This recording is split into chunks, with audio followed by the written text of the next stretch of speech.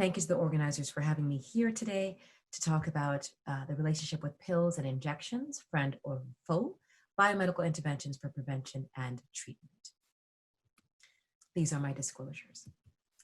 Objectives today are threefold. First, to briefly review the worldwide epidemiology of adolescents and young adults, to discuss unique challenges with biomedical interventions for prevention of HIV for at-risk adolescents and for treatment of adolescents with HIV infection, and to highlight opportunities and obligations to conduct drug development trials in adolescents. A quick disclaimer, there's no way to cover everything, but I will do my best in these 15 minutes or less. So first, let's talk about epidemiology. So globally, adolescents and young adults, 10 to 19 years of age, make up about 16% of the global population of 1.2 billion in this age range. And that's out of about 8 billion individuals. And when you look at this pie chart here, it shows you that about half of these adolescents are in South Asia or East Asia and Pacific, with in the black and gray, another significant proportion in West and East and Southern Africa, and then Latin America and the Caribbean, with a sliver being in North America and in Europe where I reside. When you add the 20 to 24-year-olds, there are another 624 million individuals in that age range, or another 8% of the global population. So in total, 1.82 billion between the ages of 10 to 24, or 30% of the population, are adolescents and young adults. So it's a real force to be reckoned with and considered. When you look at the proportion of populations that are represented in this age range, we're looking at about a third, 25 to 30%, when you add, again, the 10 to 19 and 2020. I always like to go through this slide to talk about risky behavior, which we always hear ascribed to adolescents. And it's a term that I don't like to use because I think the things that we think about in adolescence are, one, a period of significant growth biologically and physiologic changes as represented on the graphic in the bottom. But it's also a period of evolution of cognitive development. Adolescents go from concrete thinking to more complex thinking. They do have a limited perception of consequences. But if they do see the consequences, they're less likely to care about those consequences, right? Because they're more likely to take risk and explore. It's important for building their self-esteem, their confidence, their self-identity, but also important for autonomy and peer acceptance and respect. And psychosocially, adolescence is a period of feeling invincible and independence seeking. And at the same time, parental supervision is decreasing. So it is both. These explorations, et cetera, that are often deemed risky behavior are actually a part of normal development for adolescents. Really important now to think about the major issues that our world is facing: environmental issues, political issues, poverty, racism. Really across the globe, we are in a period of turmoil. And adolescents are there pushing us to be better, asking us to be better, and in some places demanding us to be better. Here comes the risky part of that. So as they explore, as they push, adolescents are at risk for adverse effects or events related to their exploration, et cetera. Things like road injuries, drownings, interpersonal violence, self-harm, and yes, HIV/AIDS. On the left and red are for females, and on the right and blue are for males. And when you think about HIV/AIDS specifically, there are about 4,500 new infections thought to occur every day in the world, and about 40% of them occur in individuals between the ages of 15 to 24, with a predominance among young women. There are thought to be about 4 million young people between the ages of 15 to 24 who are living with HIV, and this data is a little bit old, but thought to be about 60,000 new infections among young people. So when it comes to HIV, there's a positive and there's a negative. In the sense, when one is tested, there's positive and negative, and there are actions to do this regardless of what that test is. First, let's go with the negative test. So with negative tests, your goal is to keep that adolescent negative. So there's a slew of other interventions, behavioral interventions, condoms, etc. Currently, I'm going to focus on pre-exposure prophylaxis, or the biomedical intervention that we oftentimes think about in terms of keeping adolescents negative. So what is pre-exposure prophylaxis?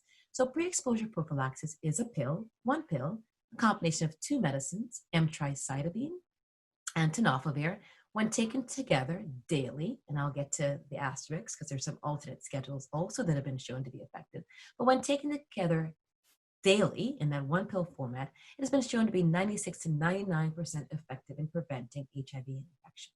And this has been shown in men who have sex with men, it's been shown in heterosexual women, and persons who inject drugs, and is FDA approved in the US, and WHO and other organizations recommended for HIV prevention. I want to be clear that there's the emtricitabine and tenofovir that's been approved regardless of gender, but Descovy, which is a brand name, or tenofovir alafenamide, and emtricitabine is only approved for individuals who are not born with a vagina. But the pill is just part of it. So let's go through what they call the HIV prevention continuum. And that includes when one has a negative test, there's some counseling and some risk stratification that should happen. There's provision of other and tailored services, which may include the PrEP, along with the other things that go into the prevention toolkit that I mentioned, condoms, counseling, etc. And then there's a goal when someone starts on PrEP or is engaged in these prevention practices to retain individuals in care and then support them in adhering to PrEP so that they can continue to maintain their prevention toolkit. When somebody is positive, they go on the life of the HIV continuum of care. And so what that looks like is from diagnosis, the goal is to get the individual into care, a healthcare provider or a clinic, etc., and then get that individual as soon as possible started on HIV treatment. And then they go into a cycle. So the goal is to take their medicines every day, to see their healthcare provider regularly, which includes taking lab tests and engaging in psychosocial support, etc., taking care of their physical and mental health. And ultimately, the main goal is to keep your viral load undetectable so that one does not progress to decline in your own health, but also does not transmit HIV infection. This chart represents all of the oral medications that we have available in the US. I recognize that there are differences in other parts of the world in terms of what's available, but these are all the multiple medications that are available to create a regimen for antiretroviral treatment for individuals who are living with HIV. In the past, it was a handful of medicines that somebody would have to take a couple times a day, and then ultimately one time a day. But now, the first line regimens are one pill, one time a day for people who are treatment naive, and even individuals who have been on HIV treatment for a while and have been positive for a while. And for the first time, really in the past few years, you can also give them limited numbers of pills, including one pill, depending on their resistance. There's been a major goal to simplify treatment. I already talked about fewer pills, so combination pills when possible, one pill regimens, but smaller pills. It's oftentimes amazing to me that even grown adults have difficulty swallowing pills, particularly if they're large.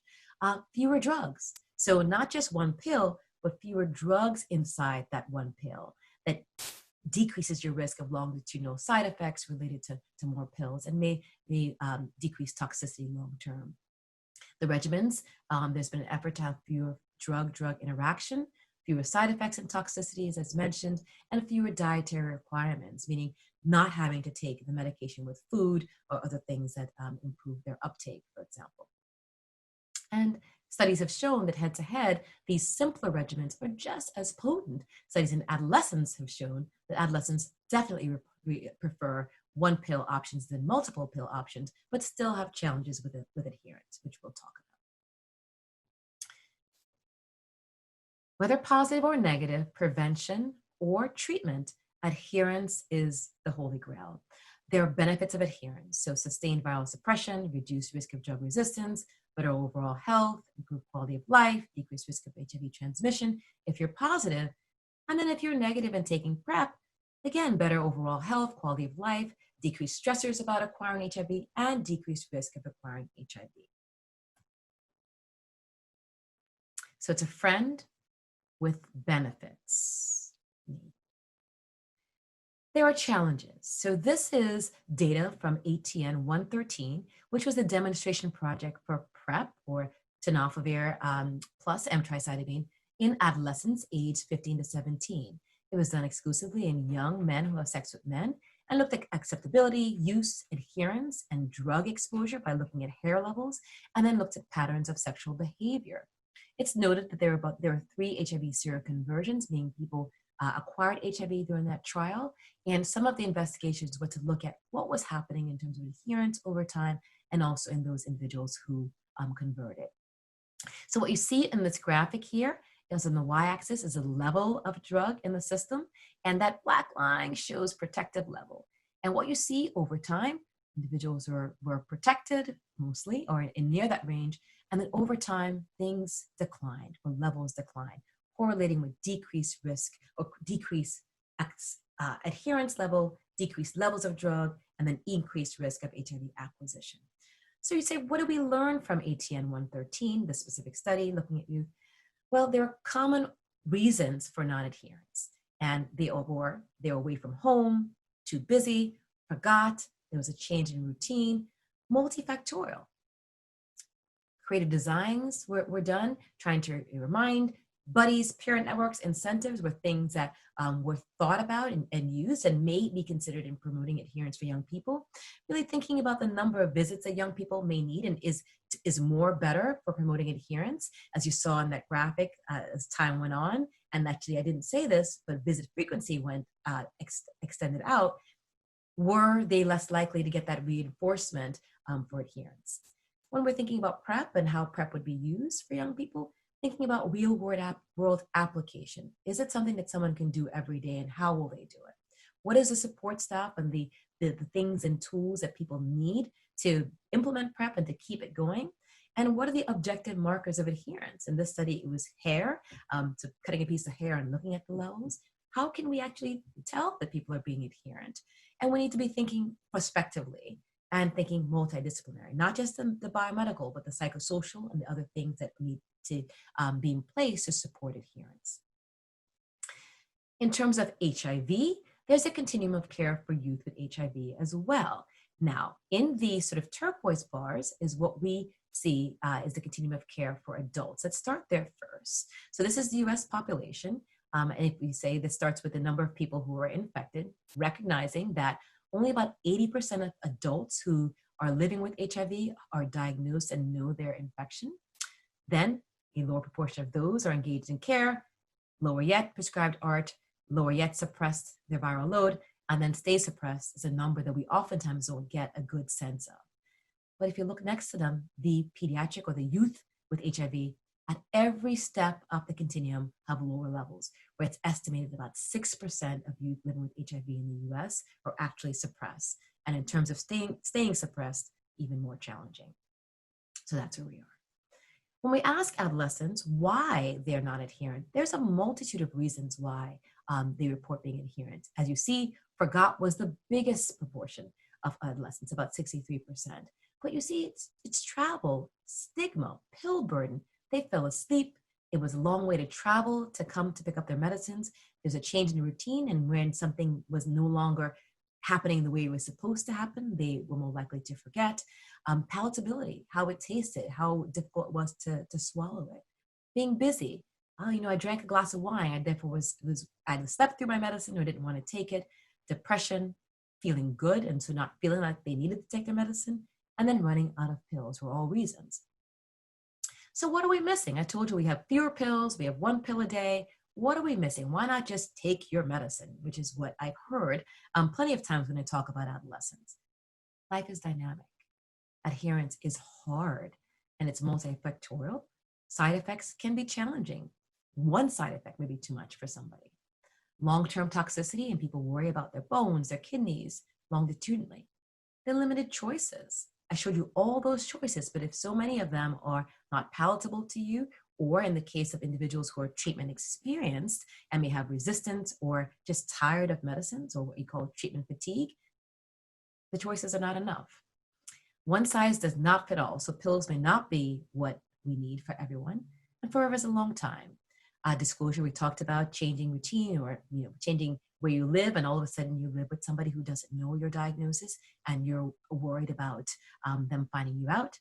Mental health, and then feeling fine. And lastly, I like you, Dr. Agwu, but I just don't want to be here in your clinic or here even thinking about this. So this comes down to, what do we need to do to increase choice, increase options, increase choice, increase options, because one size does not fit all. Pills does not fit all. So that's why we're here talking about this.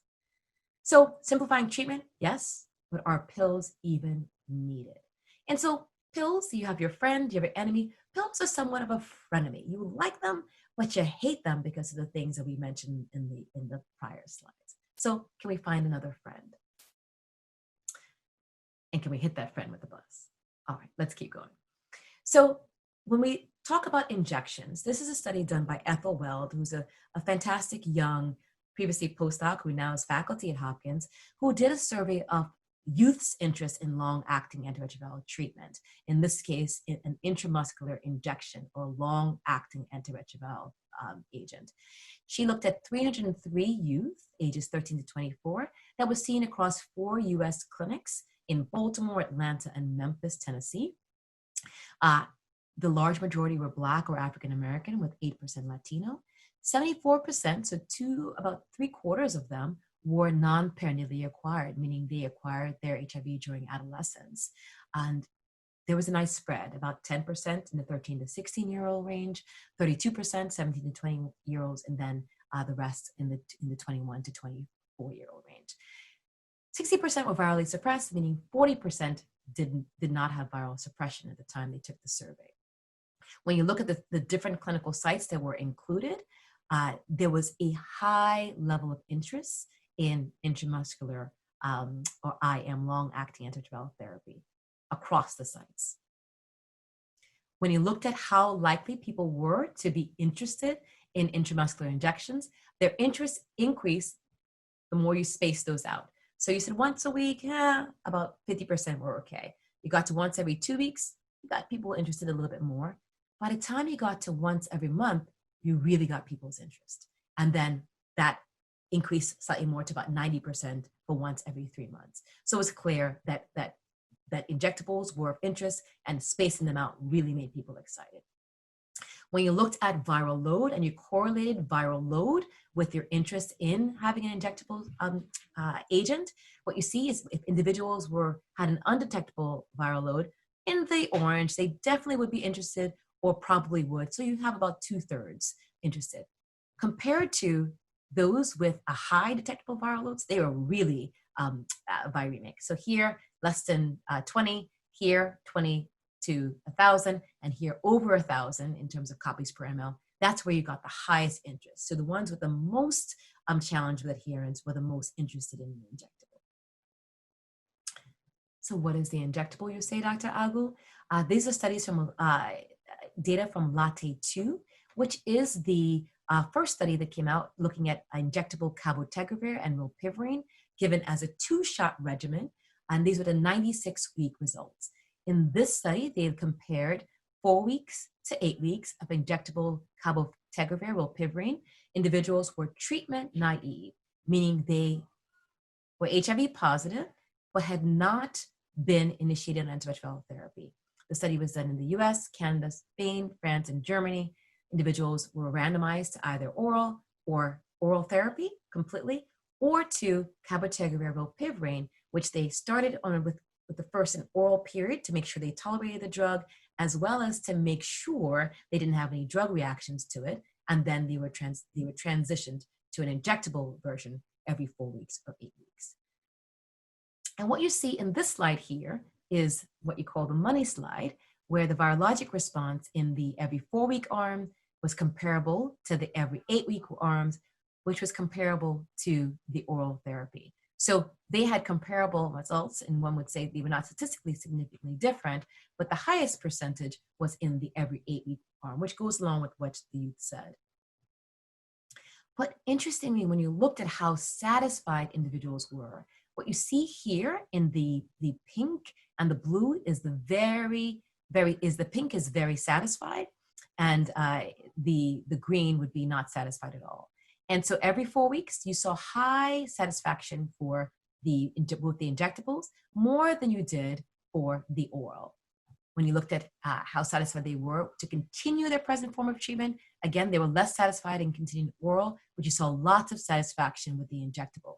And this just satisfaction, greater, greater, greater in in the injectable arms, no matter what satisfaction question you ask. So you asked about injectable PrEP. I knew you did.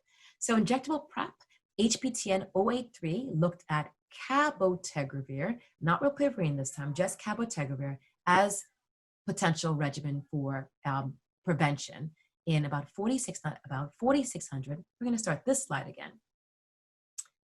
So you asked about injectable PrEP. Yes, I was about to tell you.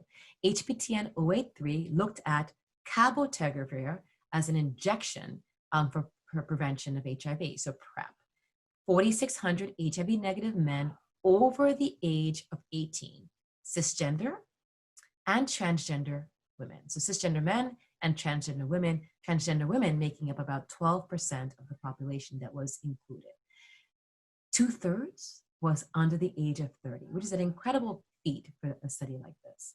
There were two arms. There was the arm A, cabotegravir injectable, plus a daily oral tenofovir FTC placebo.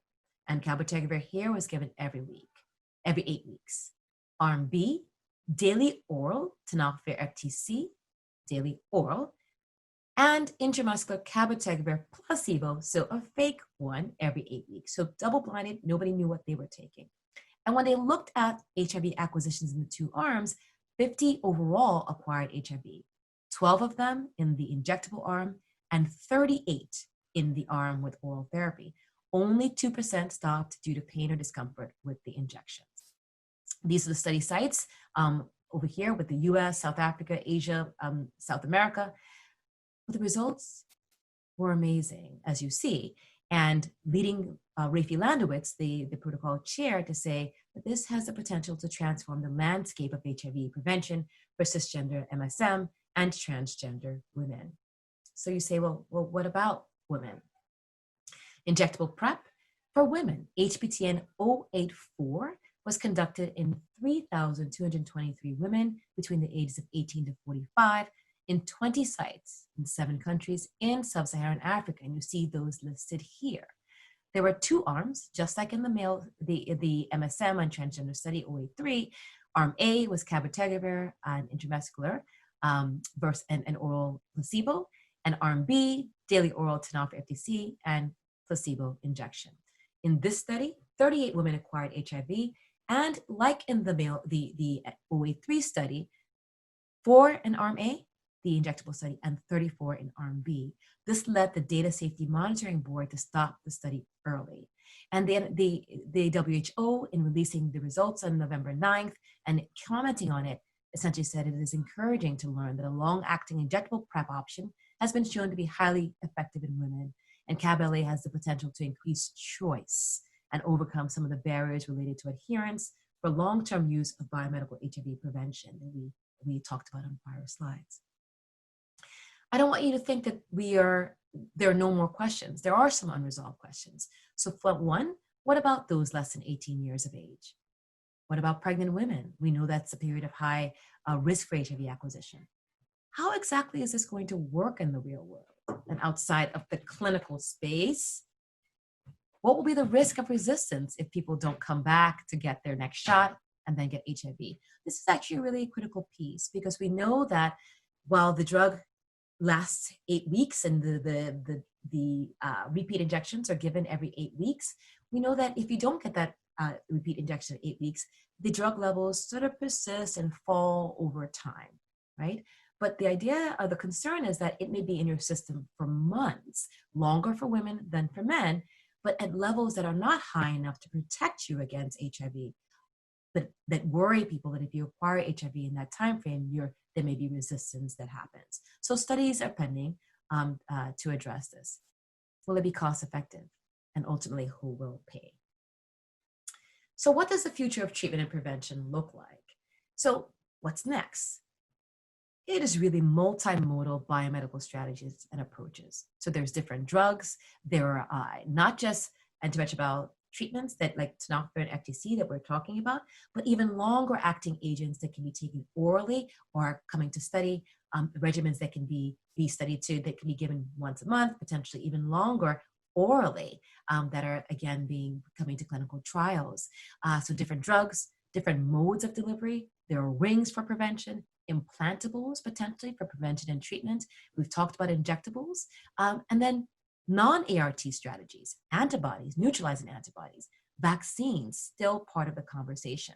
I think very important to be part of the conversation and to not leave adolescents and young people out of the conversation is remission and cure. And young people should be a part of all studies that are looking at these different strategies, including remission and cure strategies. Just to remind everybody where we started, we have pills, adherence has been a challenge, young people are asking for help. There are things that we like about our medicines and things that we hate about our medicines in terms of pills, and choice is critical. But biomedical is not all of it. We need to also be thinking about how do we improve our finding and targeting strategies to identify people who are at risk, to provide them with PrEP, as well as people who are positive, to provide them with treatment. What do the behavioral and community interventions that are needed look like? How do we optimize care models? Is it same-day start? Is it alternate venues for care delivery going to young people? Is it using technology, drones, other things? And how do we potentially get to personalized medicine, where we can think about an individual and what may work best for them using all the different strategies and modalities?